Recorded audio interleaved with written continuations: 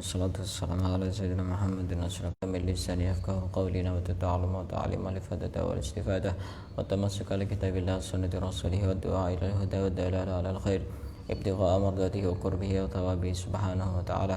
قال المصنف رحمه الله تعالى ونفعنا به وبعلومه وأمدنا بأسراره وأنواره ونفحاته بالدين والدنيا والآخرة. Kita lanjutkan kajian fikih pada kesempatan kali ini. Pada pembahasan sebelumnya kita sudah membahas tentang hal-hal yang bisa menghilangkan pahala puasa. Apa saja yang bisa menghilangkan pahala puasa? Berbohong. Apa saja? Sumpah palsu. Terus? Apa lagi? Melihat kepada orang yang halal dengan syahwat. Terus? Berbicara kotor.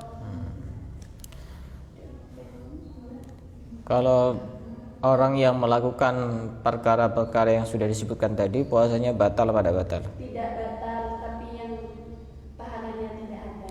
Pahalanya tidak ada. Berarti dia tidak wajib untuk mengqadha. Sekarang pembahasan kita adalah keadaan-keadaan di mana orang wajib untuk mengqadha puasanya walaupun puasanya tetap tidak sah. Wajib mengqadha puasanya walaupun puasanya tidak sah, dan pada saat itu dia juga berkewajiban untuk menjauhi hal-hal yang membatalkan puasa, termasuk tidak boleh makan, tidak boleh minum. Jadi ini keadaan-keadaan di mana orang itu puasanya sudah batal. Puasanya batal, tidak sah. Sudah tidak sah, dia wajib untuk menjaga tidak makan, tidak minum dan hal-hal yang membatalkan puasa lainnya. Plus wajib qadha. Nah, kondisi yang bagaimana ini?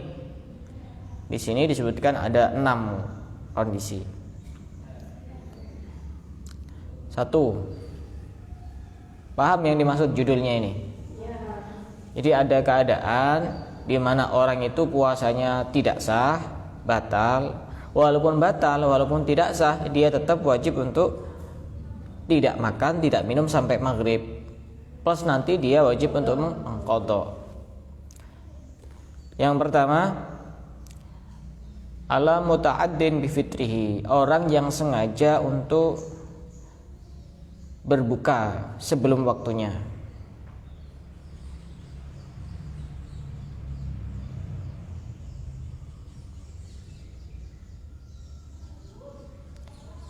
Misalnya jam 9 pagi, tidak ada udzur, tidak ada apa, dia kemudian makan.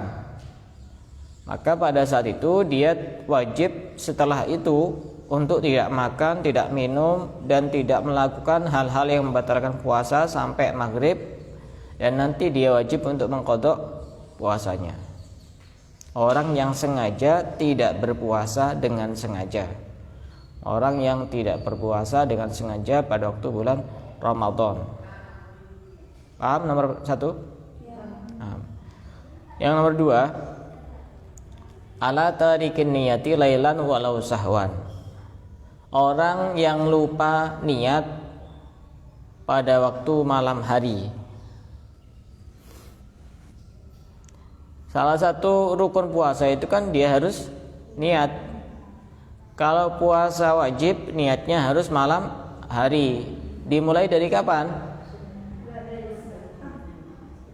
Niat puasa wajib itu dimulai dari kapan sampai kapan?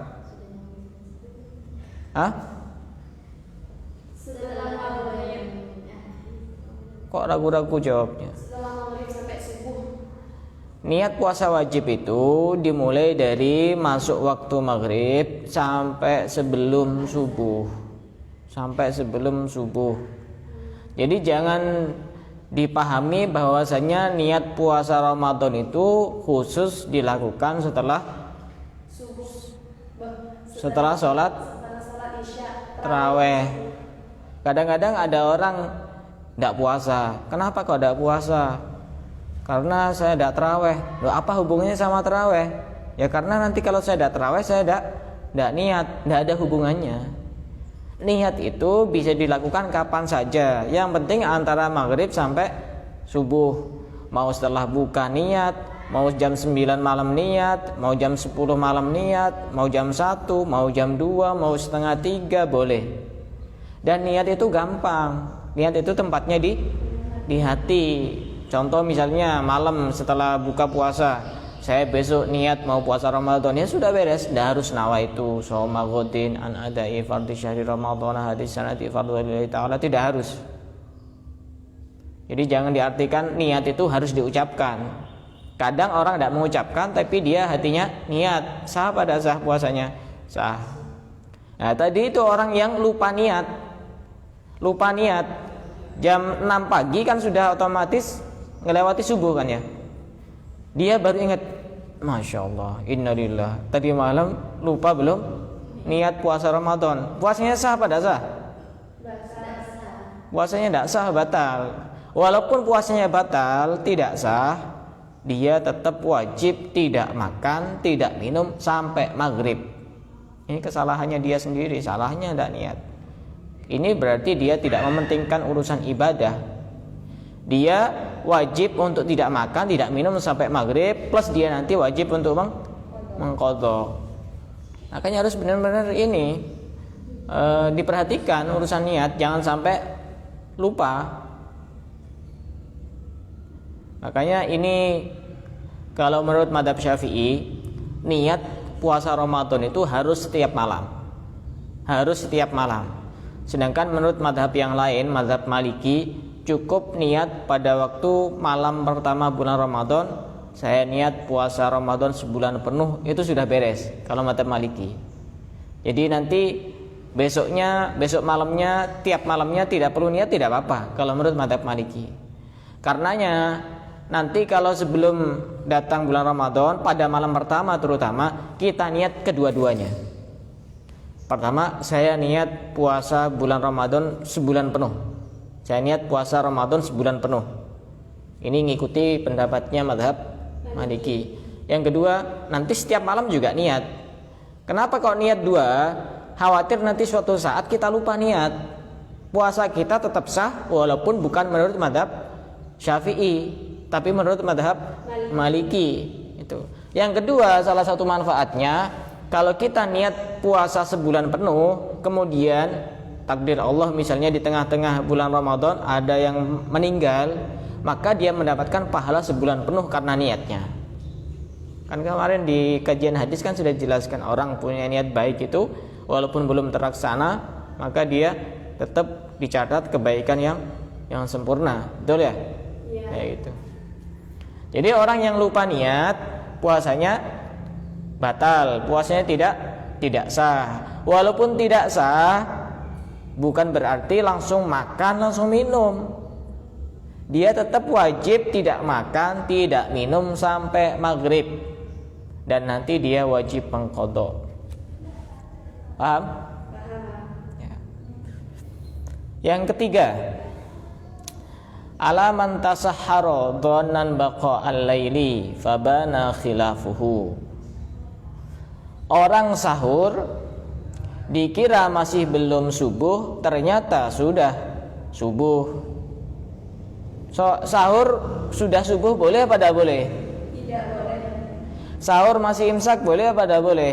Boleh. Boleh. Jadi gini ceritanya. Ada orang sahur, dia tidur setelah tarawih misalnya tidur. Kemudian bangun-bangun tidak lihat jam. Juga dia tidak mendengarkan adzan. Langsung cari di dapur, di situ karena ada menu sate sama gulai, langsung dilahap. Setelah makan, ternyata dilihat sudah jam 5. Nah, ini kan berarti orang sahur dikira masih belum subuh, ternyata kebalikannya sudah subuh. Bagaimana dengan puasanya? Batal apa tidak batal? Tidak sah. Dan setelah itu dia harus memposisikan diri seakan-akan seperti orang puasa. Dia wajib tidak makan, tidak minum, dan melakukan hal yang membatalkan puasa lainnya. Setelah itu nanti dia juga tetap berkewajiban mengqadha. Makanya kalau sahur itu hati-hati, jangan langsung sahur-sahur. Lihat dulu HP-nya jam berapa. Apalagi sudah kelihatan kayak gini nih, terang benderang. Was lupa-lupa, pura-pura lupa mau sahur. Ini kayaknya masih malam. Matanya pakai kacamata itu. Nomor 3. Kira-kira contoh yang lain gimana? Itu tadi kan contoh bangun tidur langsung sahur. Kira-kira contoh yang lain gimana? Contoh yang sejenis tadi itu. Bisa buat contoh? Misal ada Ya. orang yang pingsan itu, Ustaz. Terus? Iya, itu sama. Ini agak mirip-mirip itu, agak mirip-mirip sama orang tidur. Ini lampu padam. Nah, lampu padam. HP-nya juga mati. Kemudian sahur. Setelah sahur, ternyata lampunya kemudian hidup. Dilihat jam dindingnya sudah jam 5. Dikira masih belum subuh. Berarti otomatis sahurnya setelah subuh. Mungkin apa tidak mungkin? Mungkin listrik padam, tidak ada adzan, tidak ada apa. HP-nya ini juga tidak ada apa jadwal imsakiyah, tidak ada jadwal waktu masuk subuh, tidak ada di setting adzan otomatis juga tidak ada. Kemudian dia sahur, ternyata sudah melewati subuh. Berarti puasanya tidak sah, puasanya batal. Tetap dia berkewajiban untuk al-imsak, menahan diri tidak melakukan hal-hal yang bisa membatalkan puasa, termasuk makan dan minum, dan dia nanti wajib mengqadha. Paham ya? Yang tidak paham tanya. Ini terkait puasa ini. Bentar lagi puasa. Kira-kira puasa itu tanggal 13 April, hari Selasa, kira-kira. Tapi kalau kita mengikuti Ahlussunnah wal Jamaah ya harus nunggu ru'yah. Bedakan ru'yah sama ruqyah. Kadang orang-orang sekarang itu mengucapkannya sama saja. Saya mau ru'yah masal, bukan ru'yah, ruqyah. Pakai qaf. Ruqyah itu berobat dengan Al-Qur'an. Kalau ru'yah itu melihat hilal, ngelihat bulan ini sudah kelihatan apa belum, hilal itu pada tanggal 1 Ramadan sudah kelihatan atau belum. Beda artinya. Kalau ru'yah itu pakai wawu yang ada hamzahnya di atas, itu ru'yah. Itu terkait dengan bulan Ramadan. Kalau terkait dengan penyakit, mau penyakit medis maupun non medis, itu namanya ruqyah, ke qaf. Jangan salah sebut. Kadang-kadang yang peruqyah saja juga sama saja. Kapan ruqyah? Ruqyah. Ngajinya berapa tahun saya nyebut ruqyah. Ruqyah. Padahal kadang-kadang itu peruqyah senior itu saya nyebut ruqyah. Ya beda ruqyah sama ruqyah. Dikira mau ngobati pakai melihat bulan gitu. Kalau perlu pergi ke bulan gitu. Beda, artinya beda. Yang nomor 4, alaman aftara donan al-ghurub fabana khilafuhu. Orang yang buka puasa dikira sudah maghrib, ternyata belum maghrib. Misalnya, ya contoh paling mudah itu ini, apa namanya? Listrik padam, listrik mati. Kemungkinan jam 5 ini kan belum maghrib ya, kemungkinan. Walaupun kadang waktunya maghrib itu kan maju mundur, tapi kemungkinan jam 5 ini kan belum maghrib ya. Belum. Ini listrik padam, jam dindingnya juga baterainya habis. Ini orang pokoknya ngenes ini. Akhirnya waktu itu dia langsung buka puasa. Ini kayaknya sudah maghrib, feeling saya ini sudah maghrib. Kayaknya perasaan saya ini sudah maghrib. Ayo kita buka puasa bersama. Pas di tengah-tengah sudah ini, di tengah-tengah masih makan itu, baru diputer itu sholawatan sebelum adzan kan biasanya ada itu apa? Kadang ngaji, kadang apa? Oh ini kan belum maghrib kalau kayak gitu. Tanya kepada takmir masjidnya, sudah maghrib? Belum, saya kurang setengah jam. Oh berarti kan batal. Sudah kadung makan, diteruskan? Jangan, tidak boleh. wajib, nunggu sebentar tidak apa-apa, puasanya tetap tidak sah, batal, nanti wajib mengqadha. Salahnya sendiri, tidak hati-hati. Kenapa? Ya tetap harus nunggu, salahnya sendiri. Jadi ketika ada kondisi-kondisi seperti itu harus ijtihad dulu, tanya-tanya. Tapi kalau tidak tanya-tanya, kemudian ternyata memang belum maghrib dan dia sudah buka puasa, itu resiko yang harus ditanggung. Dia tetap tidak boleh makan, tidak boleh minum sampai nunggu maghrib. Kalau itu sih gampang, contoh yang kasus kayak gini gampang ini. Karena tidak mungkin contohnya waktu siang hari dia bukanya, kemungkinan sore. Jadi nahan untuk tidak makan, tidak minum kan cuma beberapa menit saja. Yang tadi yang susah itu, yang contoh yang sebelumnya tadi itu urusan sahur sama orang yang lupa ya, sudah puasanya tidak sah, tidak boleh makan, tidak boleh minum, wajib qadha gitu. Ini sama kewajibannya, dia tidak boleh makan, tidak boleh minum, puasanya batal, kemudian dia wajib mengqadha. Nomor 5, yang tidak paham tanya, jangan diem, yang tidak paham tanya. Takut salah paham nanti. Nanti ditanya, Mbak gimana hukumnya? Saya sudah kadung buka puasa ternyata belum maghrib. Tidak batal. Menyesatkan nanti. Oh iya, kata siapa? Itu kata Ustadz itu. Mana rumahnya? Oh nanti digeruduk rumah saya ini.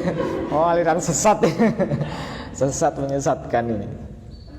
Makanya harus konsentrasi urusan hukum gitu. Jangan sampai salah paham. Nomor 5, alaman bana lahu yaumu salasina Sya'ban annahu min Ramadan. Nah, bulan Sya'ban itu kadang 29, kadang 30. Nah, yang hitungan tanggal 13 April itu kira-kira dihitung 29 Sya'ban. Jadi tanggal 13 April hari Selasa itu ngitungnya Sya'ban cuma 29. Tapi bisa jadi juga nanti Sya'bannya digenapkan 30. Berarti tanggal 13 April itu masih tanggal 30 Sya'ban. Berarti nanti puasanya tanggal 14 April hari Rabu. Nah ini ada contoh kasus orang pada tanggal 30 Sya'ban dia tidak puasa karena dikira masih tanggal 30 Sya'ban, belum masuk tanggal 1 Ramadan. Ternyata jarak beberapa saat dia baru tahu, dikabari oleh seorang ustadz, oleh seorang ulama, oh ini sudah tanggal 1 Ramadan, kamu kok masih makan? Masya Allah, dikira ini masih tanggal 30 Sya'ban. Berarti kan dia otomatis puasanya tidak sah. Dia sudah pagi-pagi sudah beli pecel misalnya, karena orang yang jual pecel juga kadang-kadang tetap jualan pagi hari. Jadi tetap dia jual pergi beli pecel kemudian sarapan. Loh, kamu kok tidak puasa? Loh, bukannya ini masih tanggal 30 Sya'ban? Oh, gundulmu itu 30 Sya'ban. Tanggal 1 Ramadan ini. Oh, berarti puasanya batal. Dan dia nanti setelah sarapan walaupun belum minum wajib tidak makan, tidak minum sampai maghrib. Plus dia wajib mengqadha. Enak kalau sudah minum, kalau belum minum itu bahaya itu. Salahnya sendiri. Paham? Belum? Cara nulisnya itu Ustaz sebelum. Gimana? Cara nulis ya tinggal tulis. Bukan bahasanya itu, bahasanya itu. Yang penting paham dulu. Urusan nulis itu gampang. Jadi jangan sibuk nulis.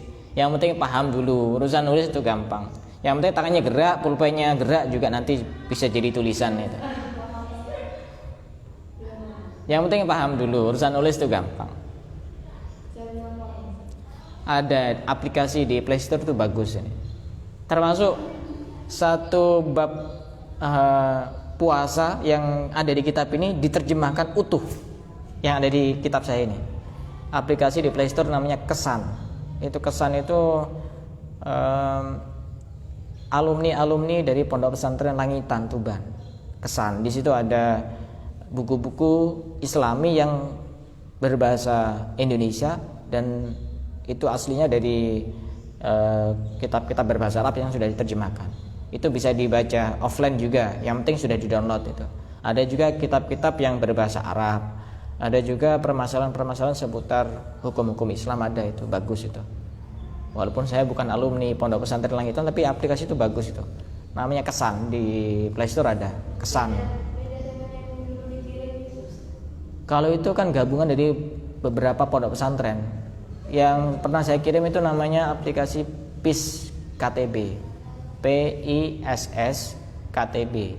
Itu juga bagus, berisi tentang kumpulan-kumpulan seputar hukum-hukum Islam. Tidak hanya yang berhubungan dengan puasa, tapi hukum Islam secara umum. Itu juga bagus itu. Terus di situ di aplikasi itu ada Google Aswaja. Jadi ketika ngetik di situ, tidak mungkin nyasar ke aliran sebelah, pasti ke Aswaja. Jadi dia punya Google khusus. Itu apa namanya? Google Aswaja pokoknya. Jadi dia ketika ngetik hukum itu, hukum di Google yang di dalam aplikasi tersebut, otomatis ngarahnya ke Ahlussunnah wal Jamaah. Tapi kalau kita ngetik di Google yang umum itu, kadang-kadang yang jawab itu orang Salafi, orang Wahabi. Kita kan tidak tahu.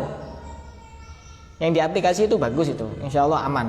Terutama bagi pemula. Ini kan pemula-pemula semua ini. Aman itu. Jadi walaupun yang muncul apapun, klik aja. Itu aman itu, pendapat Ahlussunnah wal Jamaah. Tidak kira kemudian jawabannya bid'ah, haram, sesat, tidak kira. Aman itu. Maktabatuna apa itu nama, ada nama Google-nya itu, Google apa itu, bukan Google Aswaja, ada namanya sendiri itu. Yang nomor 6, alaman sabaqahu ma'un ghairu masyru' ghairu ma'murin bihi min madmadatin aw istinsyakin aw ghuslin. Kemarin pada pembahasan perkara-perkara yang membatalkan puasa, ini apa, reply ya, mengulang keterangan yang sebelumnya. Bagaimana kalau ada orang puasa kemudian dia mandi dan kemasukan air? Tergantung. Gimana hukumnya? Tergantung. Jadi itu nanti harus pinter-pinter orang itu.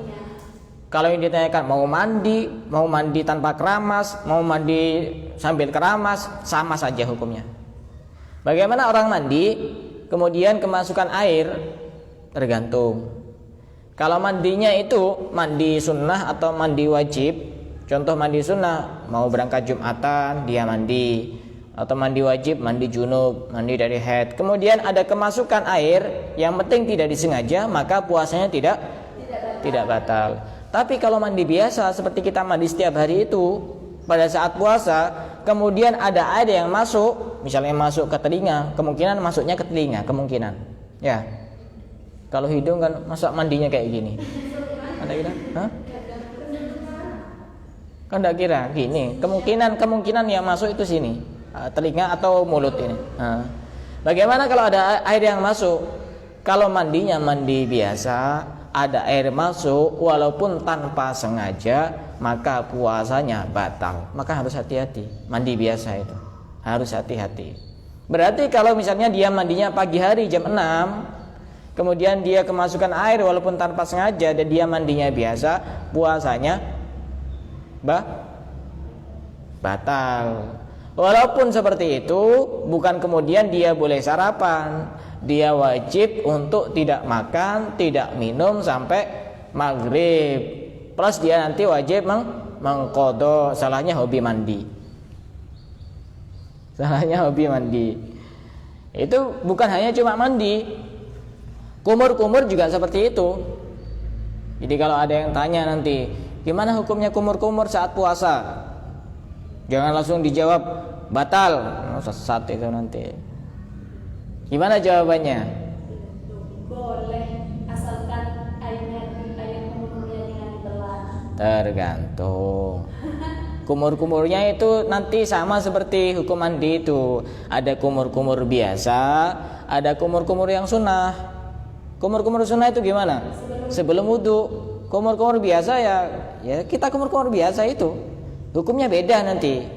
Kalau kumur-kumur itu yang diperintahkan di dalam syariat, maka nanti ketika ada air masuk dan walaupun yang penting tidak disengaja, maka tidak batal. Jadi sebelum wudu kumur-kumur gini.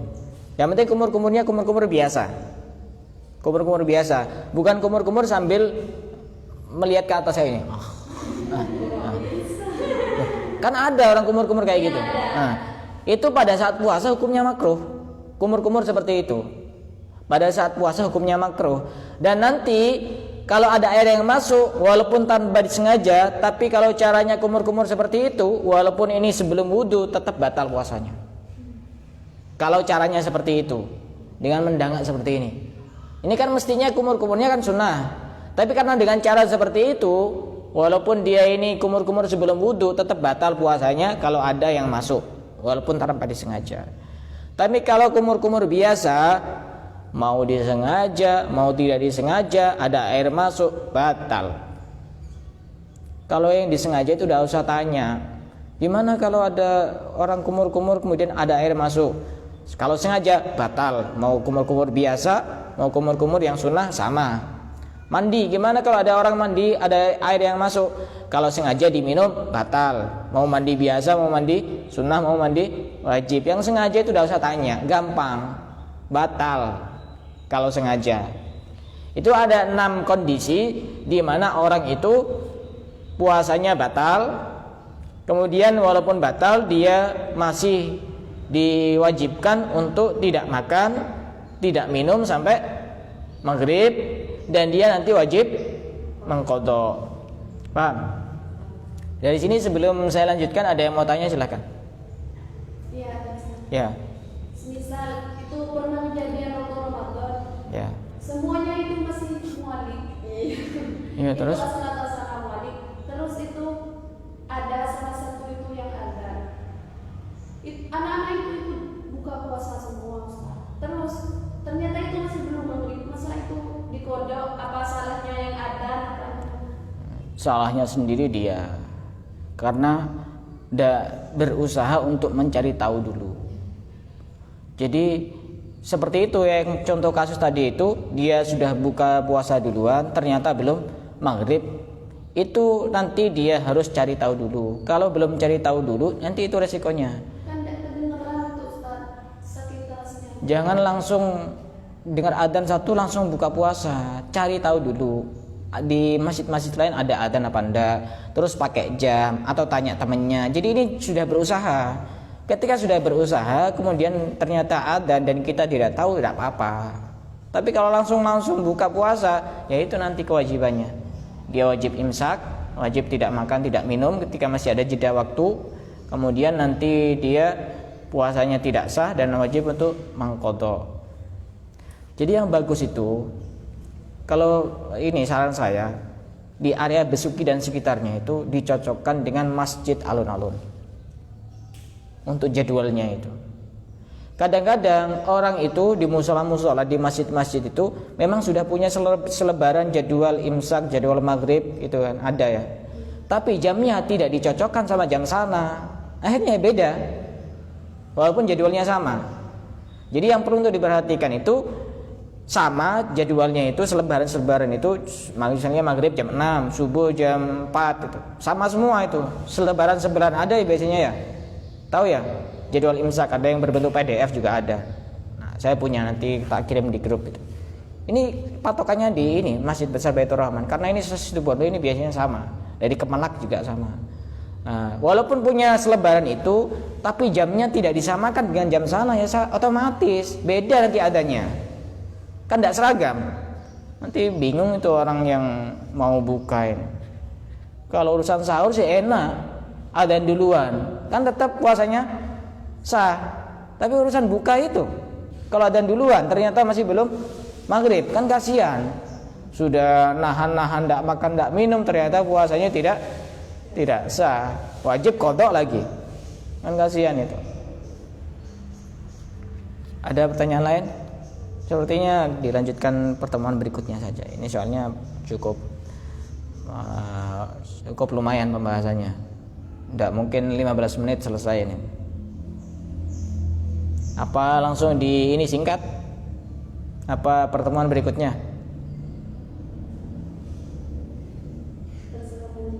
Pertemuan berikutnya ya hari Sabtu Minggu itu. Besok kan bukan materi ini. Besok Rabu. Ya, itu kan jadwalnya ini mengenal sirah Sayyidah Fatimah. Rabu Kamis. Apa langsung mau dikebut ini?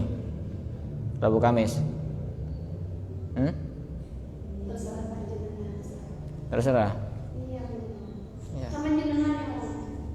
Silakan yang mau tanya lagi. Jangan salah paham.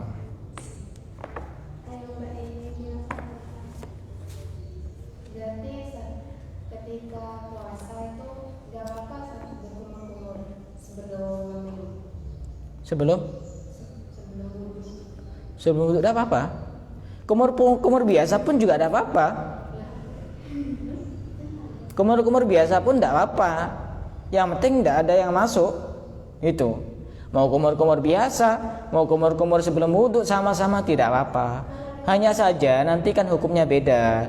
Kalau kumur biasa kemudian ada air yang masuk walaupun tanpa disengaja, puasanya batal. Kalau ada yang masuk ya tidak apa-apa. Itu sama-sama bolehnya. Yang jadi pertanyaan kan nanti ketika ada yang masuk itu baru ditanyakan hukumnya. Kalau kumur biasa walaupun tanpa disengaja tetap batal puasanya.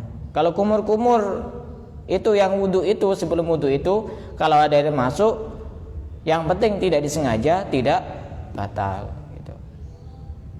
Makanya paling enak itu walaupun tidak mau sholat, kumurnya kemudian wudhu, sholat sunnah. Itu loh, aman itu nanti ketika ada air yang masuk. Tapi jangan pura-pura dimasukkan sedikit-sedikit. Itu namanya nyolong, itu namanya nyuri itu. Tidak apa-apa. Ada lagi seputar wanita yang mau ditanyakan, yang sering jadi pertanyaan di saat puasa apa? Keramas, kadang-kadang keramas itu. Mandi keramas, kumur, sikat gigi itu sering ditanyakan. Gimana sikat gigi pada saat puasa? Ya kalau sikat gigi itu kan sebelum puasanya pas sudah. Itu sikat gigi juga. Kan kemarin dibahas perkara yang membatalkan puasa itu, yang urusan masuk ke mulut itu yang penting tidak ditelan. Kalau tidak ditelan ya tidak apa-apa. Berarti kalau ada orang sikat gigi, yang penting pasta giginya tidak ditelan, sikat giginya tidak ditelan, tidak apa-apa, tidak batal. Biasanya ada rasanya itu setelah. Jadi ditelan apa enggak? Kan itu. Kata kuncinya itu ditelan. Kemungkinan tidak ditelan, nanti tambah was-was. Nanti meskipun sudah gugur Tidak apa, hanya saja di situ ada perbedaan pendapat di kalangan para ulama. Kalau setelah duhur itu ada yang mengatakan makruh, walaupun juga ada yang mengatakan menurut Imam Nawawi tidak makruh. Ini hanya perbedaan antara makruh dan tidak makruh, bukan masalah batal dan tidak batal. Berarti kalau makruh ini kan tetap tidak batal puasanya, gitu loh. Tidak usah ragu-ragu. Apalagi misalnya jam 6 ada kajian misalnya. Tadi sebelum subuh saya belum sikat gigi. Ya kasihan sama sebelahnya nanti. Misalnya kayak gitu. Enggak apa-apa sikat gigi, enggak apa. Yang penting jangan dimakan sikat giginya. Apalagi waktu sikat gigi ini giginya copot, jangan ditelan. Batal itu. Cabut gigi juga seperti itu. Gimana hukumnya cabut gigi pada saat puasa? Ya enggak apa-apa. Nanti kalau ininya darahnya tertelan, ya jangan cabut gigi waktu puasa. Kok repot-repot. Yang penting giginya tidak ditelan, darahnya tidak dimakan. Ya sudah, ada apa. Tapi itu susah, ya jangan cabut gigi. Tapi kalau terpaksa gimana? Ya cabut gigi, cuma nanti wajib qadha, kan beres. Hukumnya repot-repot. Ada lagi yang mau tanyakan?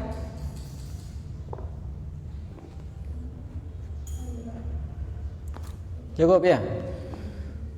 Kita cukupkan kajian kita pada kesempatan kali ini, dan semoga kita masih diberikan panjang umur oleh Allah Subhanahu wa taala sehingga bisa menjumpai Ramadan yang akan datang dalam keadaan sehat walafiat. Amin amin ya rabbal alamin. Wallahu a'lam bishawab.